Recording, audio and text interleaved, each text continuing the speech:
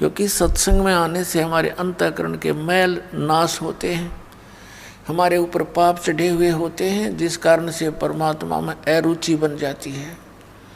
तुलसी पिछले पाप से हरि चर्चा ना भावे, जैसे जबर के बेगते भूख विदा हो जावे। जैसे मलेरिया जबर के व्यक्ति को भूख नहीं लगती, कुछ खाने की चेष्टा करता है, रोटी आहार प्रतिदिन खाने वाला पदार्थ भी कड़वा महसूस होता है, उसको देखने की भी रुचि नहीं बनती। काजू सेब संतरे भी उसको अस्वादिष्ट लगते हैं। पुण्यात्माओं, न काजू कड़वे हैं, न मनुखा दाख कड़वी है, ना वो आहार रोटी कड़वी है। उसके शरीर की व्यवस्था बुखार ने खराब कर दी। उस जवर के प्रभाव से उस व्यक्ति को वो स्वादिष्ट वस्तु भी कड़वी महसूस हो रही है। अब उसका ट्रीटमेंट क्या है कि कड़वी कुनीन ही खानी पड़ेगी, ना चाहते हुए फांकी मारनी पड़ेंगी उन कड़वी गोलियों की, और फिर वो जवर कम होगा। जितना जबर कम होता चला जाएगा उतना ही भूख लगती चली जाएगी। और पुण्यात्मा, एक दिन उसको इतनी भूख लगती है जब वो स्वस्थ हो जाता है, लुखी सूखी रोटी भी सब्जी भी ना हो, कहता घर वालों को दे दे जैसी है, और खा जाता 3-4 रोटी बगैर किसी सब्जी आदि के स्वाद बनाए बिना ही खा जाता है, इतनी भूख लगती है। पहले उसको एक ग्रास भी मुख की तरफ करना दूभर हो गया था। इसी प्रकार परमात्मा हमें याद दिलाते हैं कि जैसे पाप कर्मों के कारण आपकी आत्मा पर जवर हो गया, आप जी को ये राम नाम की इतनी मीठी वस्तु, इतनी स्वादिष्ट, ये आज कड़वी लगे, अच्छी नहीं लगती। इसका इलाज क्या है, उपचार क्या है कि आप जी ना चाहते हुए भी सत्संग सुनना पड़ेगा। मन नहीं मानता है क्योंकि वो तो जवर है, लेकिन जवर को उतारने के लिए रोटियों से भी कड़वी गोली खानी पड़ी, तो इसलिए आप जी ने सत्संग सुनना पड़ेगा, चाहे बैठ जा, जबरदस्ती बैठा रहे वहाँ पर। और फिर क्या होता है, ये परमात्मा की अमर वाणी है, और पूरे संत के द्वारा जब ये उच्चारण की जाती है उनका असर न्यारा होता है। एक आम आदमी तो रोज पढ़ रहे वाणियों ना, किससे का असर नहीं। अपने आत्मा, एक तो राजा आदेश दे और एक व्यक्ति विशेष वही आदेश दे, तो अप्लीकेबल नहीं हो सकता। एक समय एक रानी ने गुरु धारण कर रखा था, उसको ज्ञान बहुत अच्छी तरह समझ में आ गया बेटी को। वो अपने पति से प्रतिदिन प्रार्थना करती थी कि नाम ले लो, ये राजपाट सदा नहीं रहेगा, सदा राजा नहीं रहोगे तुम। वो कहता था तू लेरी नाम है, मैं के न्यारा लूँगा, आप बिलेरी बस घर में एक बहुत है। संत से सुने हुए ज्ञान से वो कहा करती थी, देखो जी मैं खाना खाती हूँ तो मेरा पेट भरेगा, आप खाओगे तो आपका भरेगा, तो आपने भी भक्ति करनी चाहिए। वो कहता फिर मैं लेता हूँ, सुबह उठकर राम राम करता हूँ और ओम जय जगदीश हरे की आरती गाता हूँ। तो उसने बताया जी ऐसे काम नहीं बनेगा। संत जी ने, गुरु जी ने बताया कि गुरु बिन माला फेरते, गुरु बिन देते दान, गुरु बिन दोनों निष्फल हैं, चाहे पूछो वेद पुराण। राजा ने सोचा यार रोज कान खावे मेरे, इसके गुरुजी से ही डिस्कस करके आता हूँ मैं एक दिन, और उससे पूछता हूँ कि क्यों दुनिया को मूर्ख बना रहे हो तुम, इनको बहका रहे हो अपने पैसे ऐंठने के लिए। भगवान ने की तब बैठ कर बजले, घर पे भी तो भज सकते हैं, गुरु की आवश्यकता। इस उद्देश्य से उसने कहा अपनी पत्नी से, ठीक है मैं एक दिन तेरे गुरुजी से मिलना चाहता हूँ। रानी की खुशी का ठिकाना नहीं रहा कि एक बार यूँ चला गया तो इसके 16 दिन आ जाएंगे, सुदन आ जाएंगे। राजा ने कहा मैं परसों चलूँगा। रानी ने अपने गुरुदेव से बताया। अब गुरुदेव तो जान उनको परमात्मा की कृपा होती है, वो समझ गए कि राजा कोई कुबद लेकर आवेगा, न राजा की इतनी अच्छी किस्मत नहीं होती वो सत्संग में आ जाओ, तो बकवादा में राजी रहा करे।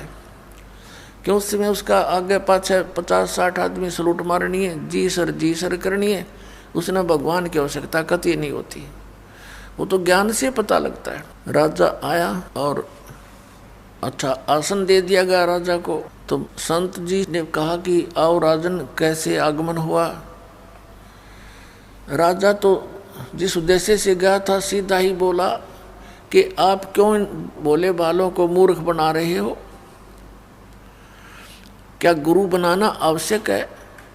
भक्ति तो वैसे भी कर सकते हैं, क्यों दुनिया को मूर्ख बनाए बैठा है। तो संत ने सोचा कि अब मैं जैस के प्रश्न का उत्तर नेगेटिव दे दूंगा, उसको तो नेगेटिव लगेगा, तो ये ना जाने के कुब्द कर देगा।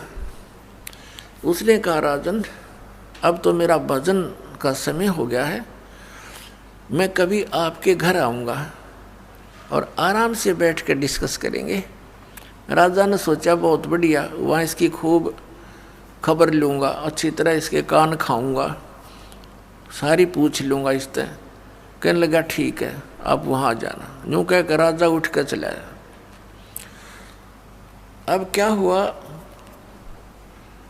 रानी को बता दिया अपनी शिष्या को, बेटी मैं इस परसों आऊँगा, राजा से मिलूँगा।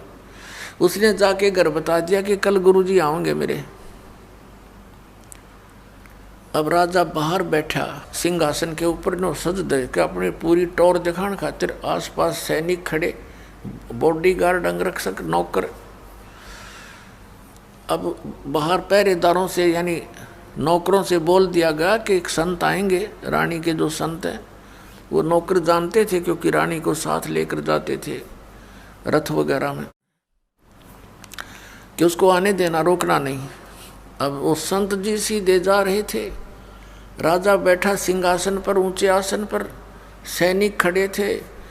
उस संत ने कहा कि सैनिकों, इस राजा को अरेस्ट कर लो, जेल में डाल दो।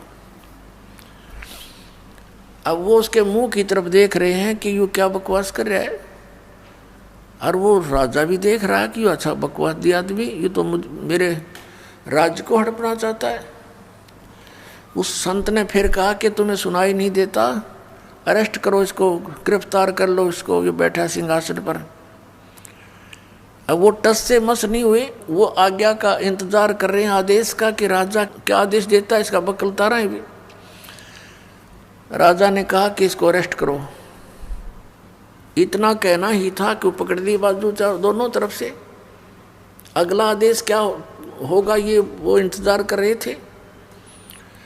तब वो संत कहता है कि राजन, गराए आदमी की बेइज्जती नहीं करा करते, आप तो तू बुला के आया मेरे को, राज मेरी बेइज्जती कर रहा है। राजा बोला तेरा दिमाग खराब हो गया, तो ये शब्द कैसे बोले कि इसको गिरफ्तार कर लो। तो उस संत ने कहा कि मैं आपके प्रश्नों का उत्तर देने आया हूँ कि गुरु के बिना क्या भगवान की भक्ति नहीं हो सकती। राजा बोला कि ये कैसा तेरा उत्तर भाई, कि मैंने छुटवा तो देख बनते हैं फिर बताऊंगा। तो उस राजा ने कहा छोड़ दो, उन्हें छोड़ दिया।